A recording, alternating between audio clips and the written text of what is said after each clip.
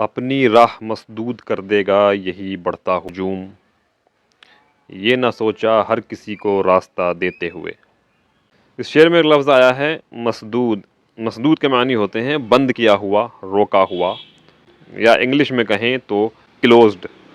اردو زبان میں ہی استعمال ہونے والا ایک لفظ ہے صد۔ صد کے معنی ہوتے ہیں روک، رکاوٹ، بندش۔ تو ایسا سمجھیں کہ یہ جیسے انگلش گرامر میں ہوتا ہے تو یہ صد کی سیکنڈ فارم ہے مسدود، یعنی صد کے معنی رکاوٹ، روک، بندش، تو مسدود کے معنی بند کیا ہوا، روکا ہوا، بند کیا گیا، روکا گیا، کلوزڈ۔ پھر اسی سے ایک لفظ بنتا ہے سد باب۔ کئی بار آپ نے اردو زبان میں یہ لفظ سن رکھا ہوگا۔ تو سد باب کا مطلب بھی قطعاً طور پر کسی کو روک دینا۔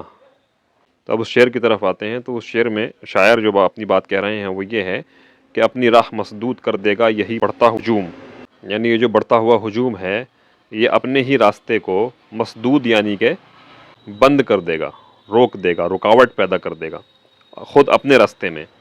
اب یہ ہجوم بڑھ کیسے رہا ہے؟ تو یہ اصل میں اپنی ہی غلطی ہے، کیونکہ ہم نے جو ہے ہر پیچھے سے آنے والے کو راستہ دیا۔ یعنی ایسا ہوا کہ ہم راستے میں چل رہے ہیں تو پیچھے سے جو بھی آتا ہے ہم اس کو آگے نکلنے کا راستہ دے دیتے ہیں۔ اب اس کا نتیجہ کیا ہوا کہ ہمارے آگے راستے میں ہجوم بڑھتا گیا بڑھتا گیا، اب وہ ہمارا ہی راستہ مسدود کر دے گا۔ تو اس بات کو شاعر نے اپنی شاعری کے انداز میں کہا کہ اپنی راہ مسدود کر دے گا یہی بڑھتا ہوا ہجوم، یہ نہ سوچا ہر کسی کو راستہ دیتے ہوئے۔